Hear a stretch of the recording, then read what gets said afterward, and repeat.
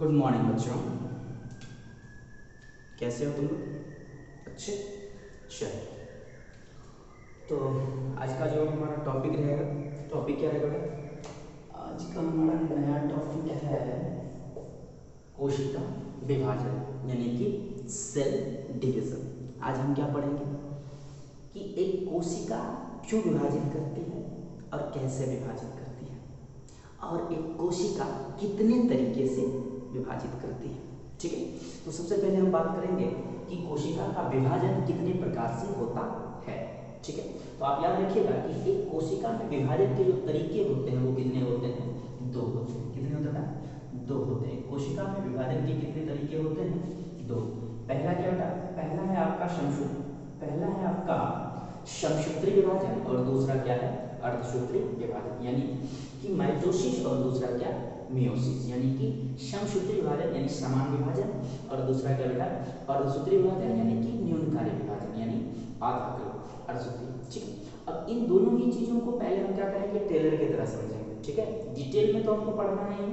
ठीक है, लेकिन इसको सबसे पहले हम लोग क्या करेंगे था कि इसको एक जनरली तो नॉर्मल पहले थी, जैसे मूवी चलने से पहले उसका टेलर आता है ना? टेलर आता है, उसमें सब कुछ इन शॉर्ट में दिखाया जाता है कि ये ऐसे हो। ठीक, या फिर मूवी के बाद में एक चीज़ें कुछ चीज़ें कटिंग सीन दिखाई जाती है ना, शूटिंग सीन, उस तरह से। ठीक है, तो उस चीज़ों को सबसे पहले हम किस पे बात करेंगे? थोड़ा सा समसूत्री विभाजन पे। समसूत्री विभाजन की क्या खासियत है? देखो ना, क्या होता है कि समसूत्री विभाजन जब होता है तो आप याद रखिएगा कि कोशिका जो होती है वो क्या करती है? दो नई कोशिकाओं को बनाती है। एक कोशिका क्या करती है?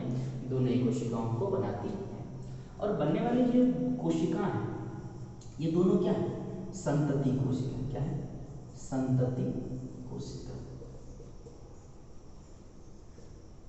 ठीक है, और ये जो है ये क्या हो जाएगी? इन दोनों के लिए मातृ कोशिका। ये हो गए बेटा पेरेंटल सेल्स, और ये दोनों क्या हो गए? Daughter cells. पहली बात आप ये याद रखेंगे कि यहाँ पर जो सेल्स बनती हैं, एक सेल से कितनी बनती हैं? दो बनती हैं। ठीक है, दूसरी बात है क्या? दूसरी बात यह है कि बनने वाली जो कोशिका होती है वो आनुवंशिक दृष्टिकोण से एक दूसरे के क्या होते हैं? समान होते हैं। तीसरी बात है कि तीसरी बात यह है कि बनने वाली कोशिकाओं में जो गुणसूत्र होता है वो मातृ कोशिकाओं के क्या होते हैं? समान होते हैं। क्या मसला है समझिए। मान लीजिए कि ये मनुष्य की कोशिका क्या है? मानव की कोशिका है। ये क्या है? Human cell. ठीक है, तो यदि बेटा ये ह्यूमन सेल है तो स्वाभाविक सी बात आपको पता है कि ह्यूमन मनुष्य की जो सामान्य कोशिका होती है वो कैसी होती है? द्विगुणित होती है। अगुणित तो होती नहीं है, और द्विगुणित होती है, और यहाँ पे जो गुणसूत्रों की संख्या होती है वो कितनी होती है? 46 होती है। ठीक, और मैंने कहा कि यहाँ पर बनने वाली जो कोशिका होगी आनुवंशिक दृष्टिकोण से क्या होंगी? समान होंगी, और यहाँ पे जो गुणसूत्रों की संख्या होंगी वो क्या होंगी? मातृ के जैसी होंगी। कहने का मतलब है कि यहाँ पे जो दो सेल्स बनेंगी, दोनों ही सेल्स में प्रॉपर्टीज 2n और 2n रहेंगी, और 2n इक्वल टू क्या रहेंगी? 2n इक्वल टू क्या रहेंगी बेटा? 46 रहेंगी। कितनी रहेंगी? 46 रहेंगी। कोई दिक्कत नहीं आता। ठीक है, तो बनेगी कोशिका कितनी? 1 से 2। ठीक है, और बनने वाली कोशिकाओं की खासियत होगी कि आनुवंशिक दृष्टिकोण से आपस में क्या होंगे? एक जैसे होंगे। ठीक है, और अगली खासियत ये होंगी कि ये जो सेल्स होंगी बेसिकली इनके अंदर जो गुणसूत्रों की संख्या होंगी वो एज इट इज किसकी तरह होंगी? पेरेंट्स की तरह, यानी कि पेरेंटल सेल्स की तरह होंगी, या यूँ कह लीजिए कि किसकी तरह होंगी? मातृ कोशिका की तरह होंगी। ये खासियत होती है किसकी? समसूत्री में। और कोशिका कितनी बनती है? दो। अब आगे बात आती है किसकी? अर्धसूत्री विभाजन की, यानी कि मियोसिस की। किसकी बेटा? मियोसिस की। आप याद रखिएगा कि जो मियोसिस होता है बेटा, जो मियोसिस होता है, मियोसिस दो स्टेप में चलता है। एक तो मियोसिस 1 और दूसरा मियोसिस 2। तो जब मियोसिस 1 होता है तो संजात गुणसूत्रों को क्या कर लिया जाता है? सेपरेट कर लिया जाता है, अलग कर लिया जाता है। ठीक है, तो स्वाभाविक सी बात है कि जब संजात गुणसूत्रों को सेपरेट कर लिया जाता है और मियोसिस 1 कंप्लीट होने पर सेल कितनी बनती है? 2। फिर इन दोनों ही सेल में क्या चलता है? मियोसिस 2। यहाँ पे क्या चला? मियोसिस 1, तो बनी सेल 2। फिर इन दोनों सेल में क्या चला? मियोसिस 2। तो फिर कितनी सेल बनी टोटल? 4। ठीक है, तो फाइनली आप याद रखिएगा कि जब अर्धसूत्री विभाजन होता है तो कोशिकाओं की जो कुल संख्या बनती है वो कितनी बनती है? 4 बनती है। कितनी बनती है? 4 बनती है। ठीक है, और इस कोशिका की खासियत होती है कि इनमें आने वाला जो गुणसूत्र है, ठीक है, वो पेरेंटल से क्या होता है? आधा हो जाता है। ठीक है। यानी यदि ये मनुष्य की सामान्य कोशिका थी तो स्वाभाविक सी बात है कि ये 2n इक्वल टू कितना था 46, और जब ये अर्धसूत्री विभाजन करके 4 कोशिका बनाएंगी तो इन कोशिकाओं के अंदर जो करैक्टर है वो क्या रह जाएगा, वो 2n नहीं रह के वो क्या रह जाएगा, वो रह जाएगा केवल और केवल n, और n इक्वल टू कितना हो जाएगा 23। यानी कि समजात गुणसूत्रों का क्या हो जाएगा यहाँ पे नुकसान। और यही वजह है कि मेयोसिस को अर्धसूत्री विभाजन के अलावा क्या कहा जाता है कि ये क्या है न्यूनकालिक विभाजन। ये क्या है न्यूनकालिक विभाजन, यानी कि ये क्या करता है अपने गुणसूत्रों की संख्या को अधिक कर देता है। ठीक है, तो ये तो ओवरऑल मोटे तौर पे हमने इस चीज को समझा। ठीक है, ये बात है। अब इसी चीज को यानी कि हम क्या करेंगे माइटोसिस को और बेटा किसको मियोसिस को अब क्या करेंगे 1 बाय 1 करके डिटेल्ड में स्टडी करने का काम करेंगे ना। चलिए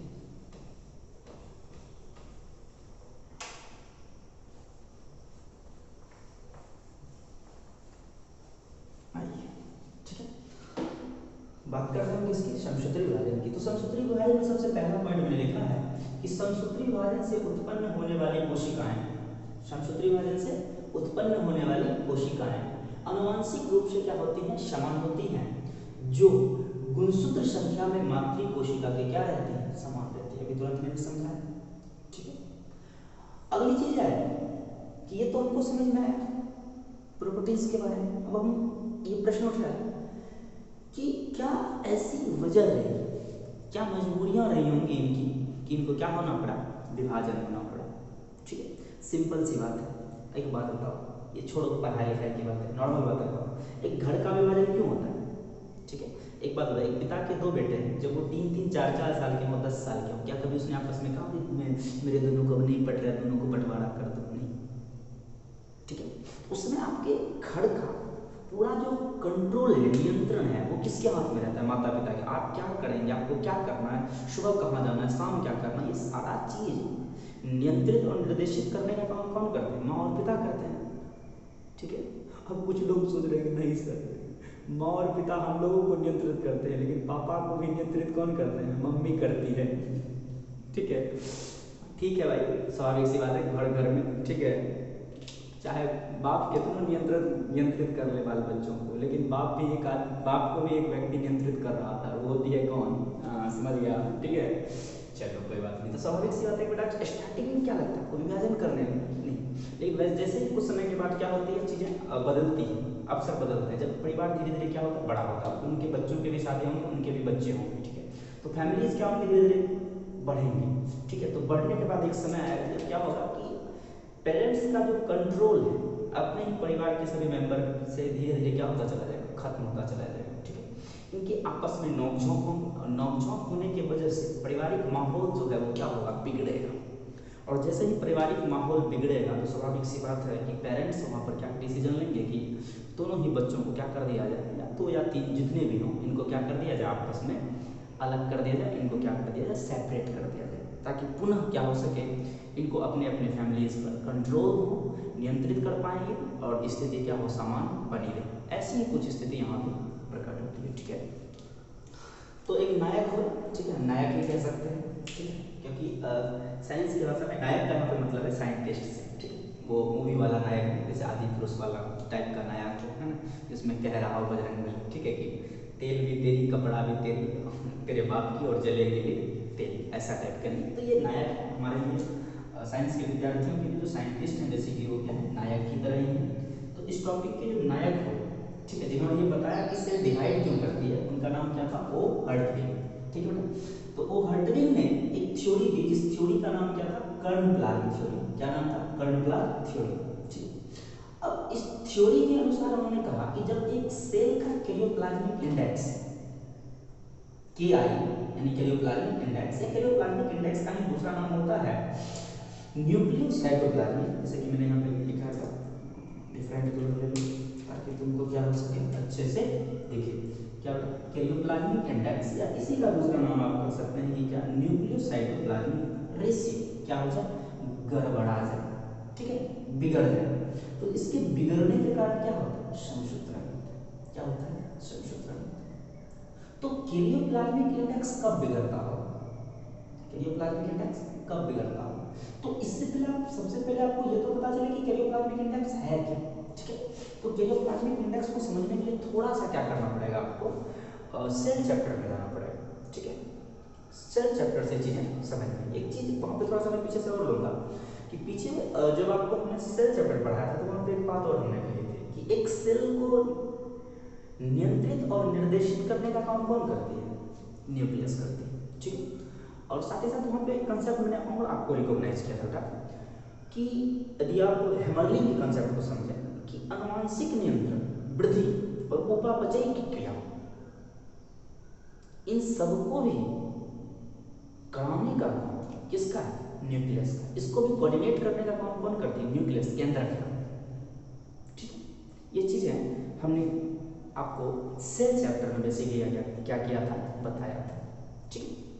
हेमरलिंग ने प्रयोगात्मक रूप से, ठीक है, समझाया भी था, है ना, एसिटिब्यूलरिया में, है ना, हाँ। चलिए, तो स्वाभाविक सी बात है अब यहाँ पे कैरियोप्लाज्मिक इंडेक्स आया हो, क्या है ये कैरियोप्लाज्मिक इंडेक्स, समझिए। यदि ये यूकैरियोटिक सेल है, यदि ये क्या है, यूकैरियोटिक सेल, तो स्वाभाविक सी बात है कि ये यदि एनिमल सेल्स होंगी तो इनको जो घेरने वाली जो परत होगी सेल्स को, जो बाहरी लाइनिंग होगी, बाउंड्रीज होंगी, वो क्या होंगी, कोशिका झिल्ली होंगी। वो क्या होंगी, कोशिका झिल्ली, वो क्या होंगी, कोशिका झिल्ली। और स्वाभाविक सी बात है कि यदि ये यूकैरियोटिक सेल्स है तो ये वेल डेवलप्ड है, तो न्यूक्लियस इसमें क्या होंगे, काफी डेवलप्ड होंगे। तो स्वाभाविक सी बात है कि यहाँ पर क्या होंगी, केंद्रक झिल्ली, जो किसको बना रही है, केंद्रक। तो स्वाभाविक सी बात है कि कोशिका झिल्ली क्या कर रही है, एक स्पेस को घेर कर रख रही है, ठीक है। तो कोई भी चीज जो स्पेस घेरता है उसको उसका क्या कहते हैं, आयतन कहते हैं। यानी कि कोशिका झिल्ली के द्वारा जो जगह घेरी गई, ठीक है, उसको क्या कहेंगे, वो क्या है, उस कोशिका का आयतन, ठीक है। यानी कि हम लिख सकते हैं VC, VC के बारे में हम क्या लिख सकते हैं, कोशिका का आयतन, ठीक है। आगे अब केंद्रक झिल्ली ने भी क्या किया, जो कि कोशिका के भीतर है वो भी एक स्पेस घेर कर रख रही है, तो हम लिख सकते हैं उसके लिए VM, क्या लिख सकते हैं, VM। कहने का मतलब क्या है, केंद्रक का आयतन, केंद्रक का क्या बेटा, आयतन, ठीक है। और आप थोड़ा सा सोच कर बताएं कि यदि मैं VC माइनस VN कर दूं, ठीक है, तो आपको पता है कोशिका झिल्ली और केंद्रक झिल्ली के बीच का जो स्पेस होता है वो क्या होता है, कोशिका द्रव्य होता है।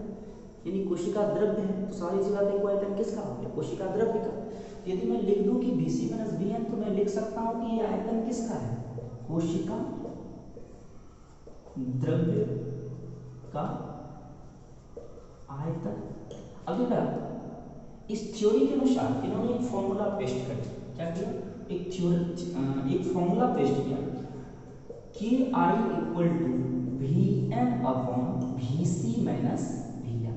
कहने का क्या मतलब है, कहने का मतलब ये है कि जो कैरियोप्लाज्मिक इंडेक्स होता है वो डायरेक्टली प्रोपोर्शनल, यानी इस फॉर्मूला के अनुसार आपको दिख रहा होगा कि KI समानुपाती है किसके, VN के, और KI इनवर्सली प्रोपोर्शनल है किसके, VC माइनस VN के, ठीक है।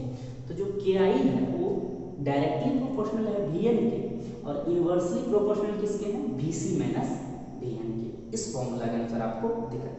अगर आप सोच कर देखिए कि जब एक सेल छोटी होगी, जब एक सेल छोटी होगी तो उसका जो VC माइनस VN होगा, यानी कि जो कोशिका द्रव्य का जो वॉल्यूम है वो क्या होगा, काफी कम होगा।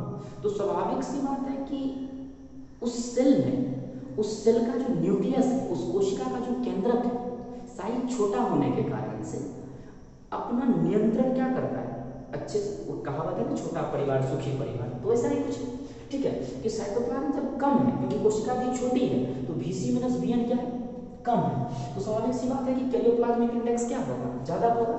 कहने का मतलब है कि यदि VC माइनस VN क्या हो, कम, ठीक है। तो के आई क्या होगा, बहुत ही ज्यादा होगा, यानी कि कोशिका का साइज जब क्या हो, छोटा हो, तो स्वाभाविक सी बात है कि उसका कैरियोप्लाज्मिक इंडेक्स क्या होगा, अधिक होगा। और कैरियोप्लाज्मिक इंडेक्स जब अधिक होगा तो उस कोशिका पे उस केंद्रक का जो नियंत्रण है, यानी कि वहाँ पे चलने वाली जितनी भी उपापचयी टाइप की घटनाएं हैं, उन सभी क्रियाओं का जो नियंत्रण है वो क्या हो रहा है, अच्छे से हो रहा होगा। यानी कोशिका की जो सक्रियता होगी वो क्या होगी, अधिक होगी। अब इसी चीज को रिवर्स कर दीजिए कि यदि VC माइनस VN क्या हो जाए, बहुत ही ज्यादा हो जाए, तो स्वाभाविक सी बात है कि कैरियोप्लाज्मिक इंडेक्स क्या हो जाएगा, बहुत ही ज्यादा कम देखने के लिए मिलेगा। तो कैरियोप्लाज्मिक इंडेक्स कम होगा, तो हम तो कह ही रहे कि कोशिका विभाजन कब करती है, जब क्या होता है, गड़बड़ाता है। कौन चीज, कैरियोप्लाज्मिक इंडेक्स। तो कैरियोप्लाज्मिक इंडेक्स गड़बड़ाया क्यों है, क्योंकि जैसे ही VC माइनस VN क्या हुआ, बढ़ा, तो वैसे ही कैरियोप्लाज्मिक इंडेक्स क्या होगा, घट गया। ठीक है, यानी कि एक बड़ी कोशिका में उसके खुद के केंद्रक का जो नियंत्रण होता है, खुद की कोशिकाओं पर से क्या होने लगता है, अनुशासित होने लगता है, यानी कि खत्म होने लगता है, जिसके वजह से कोशिका को मजबूरी बस क्या करना पड़ता है, डिवीजन करना पड़ता है, यानी कि लास्ट ऑप्शन एक ही बचता है। अब इस कोशिका के पास ऑप्शन नहीं है, या तो ये डिवीजन करके क्या करे, अपने कैरियोप्लाज्मिक इंडेक्स को दोबारा मेंटेन करे, पुनः क्या करे, निर्धारित करे, कांस्टेंट करे, ठीक है, या क्या करें, ये डेथ कर दें, क्योंकि ये निष्क्रिय हो जाएंगे, ये किसी काम की रहेंगी नहीं, फिर इसकी जो खुद लाइसोसोम है इसको क्या करेगी, बचा बचा के खत्म कर देगी। ठीक है, क्योंकि आपको पता है कि लाइसोसोम क्या करता है, सफाई सुथरा का काम करती है, देख लेगी कि कोशिका किसी काम का नहीं है तो सीधा क्या करेगी, बचा बचा के खत्म करके निपटारा कर देगी। ठीक है, समझ में आ गया। ठीक है, अब देखिए बेटा, यहीं पे एक और थ्योरी आप लगा सकते हैं, ये तो आपने कैरियोप्लाज्मिक इंडेक्स वाला, यहाँ पे एक थ्योरी और लगा सकते हैं आप, सरफेस वॉल्यूम रेशियो वाला। देखिए, एक चीज आपको पढ़ा चुके हैं सेल में हम, कि क्या होता है कि सेल के भीतर जितनी भी उपापचयी क्रियाएं थी, तो उपापचयी क्रिया के दौरान कोई भी पदार्थ यदि बाहर से अंदर लेना हो, और उपापचयी क्रिया के दौरान कोई भी चीज जो बना हुआ है उसको क्या करना, अंदर से बाहर भेजना हो, वो किसके माध्यम से होता है, कोशिका झिल्ली के माध्यम से, क्योंकि वो एक बाउंड्रीज है, इसी बाउंड्री के माध्यम से चीजों का क्या होता है, आदान प्रदान होता है। ठीक है, और सेल मेम्ब्रेन सिलेक्टिवली परमेबल है। ठीक है, तो एक चीज आप समझाएं कि जब किसी सेल का साइज बढ़ेगा तो उसका तो वॉल्यूम तो बढ़ेगा, आयतन तो बढ़ेगा, लेकिन सतह आयतन तो क्या रह जाएगा, उतना ही रह जाएगा। तो इसका मतलब है कि आयतन जो है सतह क्षेत्रफल की तुलना में क्या है, बहुत अधिक हो जाएगा। अब इसका नतीजा क्या होगा कि पदार्थों का जो आवागमन है कोशिकाओं के भीतर क्या होगा, आना जाना बंद हो जाएगा। तो जितनी भी जैविक क्रियाएं कोशिका के भीतर चल रही थी सक्रिय रूप से, वो सारी घटनाएं धीरे धीरे क्या होने लगेंगी, डिस्ट्रैक्ट होने चल लगेंगी, डिस्टर्ब होने लगेंगी। और जैसे ही बेटा ये चीजें क्या होने लगेंगी, डिस्टर्ब होने लगेंगी, सेल इम्बैलेंस हो जाएंगी, यानी कि वो धीरे धीरे क्या होने लगेंगी, निष्क्रिय होने लगेंगी। ठीक है, और मजबूरी बस सेल को क्या करना पड़ेगा, डिवीजन करना पड़ेगा, क्योंकि जैसे ही डिवीजन करेगा ना तो फिर से उसका जो सतही आयतन, उसका जो आयतन जो सतही क्षेत्रफल की तुलना में बढ़ा हुआ है वो पुनः ही क्या हो जाएगा, रिड्यूस हो जाएगा। फिर चीजों का आदान प्रदान क्या हो पाएगा, आसानी पूर्वक हो पाएगा, और चीजें फिर अपनी सक्रियता को क्या कर पाएगा, मेंटेन कर पाएगा। ठीक है, तो आपको समझ में आया, ठीक है, कि आखिरकार कोशिका को क्यों विभाजन करना होता है, क्या मजबूरी रही, आपको समझ में आया कि ये सारी मजबूरियां रहती हैं कोशिका के साथ। ठीक है, क्योंकि जब एक सेल बनता है तो शुरुआत में तो ठीक है, कैरियोप्लाज्मिक इंडेक्स कांस्टेंट है, पर जैसे जैसे सेल ग्रोथ करती है, गुणसूत्रों की संख्या तो वही रहती है, न्यूक्लियस का साइज एटलीस्ट लगभग अप्रोक्सीमेटली वही वैसा ही कुछ रहा। ठीक है, लेकिन वॉल्यूम उसकी तुलना में क्या हो, बहुत ही ज्यादा बढ़ गया, जिसके कारण से कैरियोप्लाज्मिक इंडेक्स क्या हो गया, डिस्टर्ब हो गया। या यूं कह लीजिए कि जो सरफेस वॉल्यूम आयतन, सरफेस वॉल्यूम रेशियो है, सतह आयतन अनुपात है, वो क्या हो गया, गड़बड़ा गया। तो इन चीजों के गड़बड़ाने के कारण ये क्या होंगे, डिवीजन करेंगे। ठीक है, तो ये हमारे महान नायक ओ हर्टविग ने, ठीक है, बताया कि इन वजहों से ये क्या करेंगे, डिवीजन करेंगे। ठीक है, और इसको मैंने आपको नॉर्मल परिवार में भी मैंने समझाया कि जब आपस में क्या होने लगती है तो तुम्हें मैं होने लगती है, परिवार को लगे, माँ बाप को लग जाता है कि अब ये नियंत्रण में नहीं है, क्योंकि अब हमारे नियंत्रण से जा रहा है। ठीक है, इस दिन खुरपी के लिए, किसी दिन डब्बों के लिए आपस में मारपीट हो रहा है ना, तो अब यहाँ पे मैटर क्या है, अब इनको क्या करना है, शांत करना है, तो दोनों को विभाजित कर दो, अलग कर दो। अब दोनों भाई अपने अपने पेरेंट्स रहेंगे, ठीक है, किससे लड़ने आएंगे, है ना। अब लेकिन अब ये परिवार क्या होगा, दो में बट जाए, दो भाई है तो मान लो दो, तीन है तो तीन में, ठीक है, और सबके गार्जियन वो अपने अपने खुद हो जाएंगे। ठीक है, अब छोटा परिवार हो जाएगा, फिर उनका नियंत्रण क्या हो सकता, आसानी से होगा। फिर उनके साथ भी वही होगा, जब वो बड़े होंगे फिर उनके परिवार बढ़ेंगे, फिर उनके साथ यही प्रोसेस, और यही चीज सेल्स के साथ भी होता है। ठीक है, हर बार इसका केआई बिगड़ता है, डिवाइड करके फिर मेंटेन करता है, फिर बिगड़ता है, क्योंकि ग्रोथ करेगा, वृद्धि करेगी सेल अपने जीवन काल में। ठीक है, तो अपने लाइफ स्पेन में क्या करेगी, ग्रोथ करेगी, ग्रोथ करेगी तो डिवीजन करना पड़ेगा, फिर डिवीजन करके मेंटेन करेगा, फिर क्या गड़बड़ाएगा, फिर उसको मेंटेन करना पड़ेगा। सतही आयतन अनुपात गड़बड़ाएगा, फिर डिवीजन करेगा, फिर मेंटेन करेगा, फिर सतही अनुपात गड़बड़ाएगा, फिर मेंटेन करेगा। यही चीजें इसके जीवन में क्या होती है, चलती रहती है। ठीक है, ठीक है बच्चों, तो आज का लेक्चर हम यहीं तक रहने देते हैं। ठीक है, अब कोशिका चक्र कहने का क्या मतलब है, कहने का सीधा सा मतलब है कि कोशिका विभाजन क्यों करती है, पढ़िए इसके में विभाजन कितने तरह की ये भी समझ लीजिए। ठीक है, अब कोशिका चक्र यानी कि विभाजन में कैसे कैसे अवस्थाएं आती है, किस तरह से ये होती हैं, इनके ऊपर हम डिटेल में अगले लेक्चर पे बात करेंगे। ठीक है, अपन स्टेप बाय स्टेप काम करेंगे। आज के लिए यहीं तक बेटा रहने देते हैं, कल मिलते हैं। मैं थक गया हूँ, जगह हूँ तुम लोगों का। ठीक है, तुम तो मज़े से सो रहे हो, है ना, तो गुड नाइट बच्चों। ठीक है, मिलते हैं नेक्स्ट लेक्चर में। Love you all of.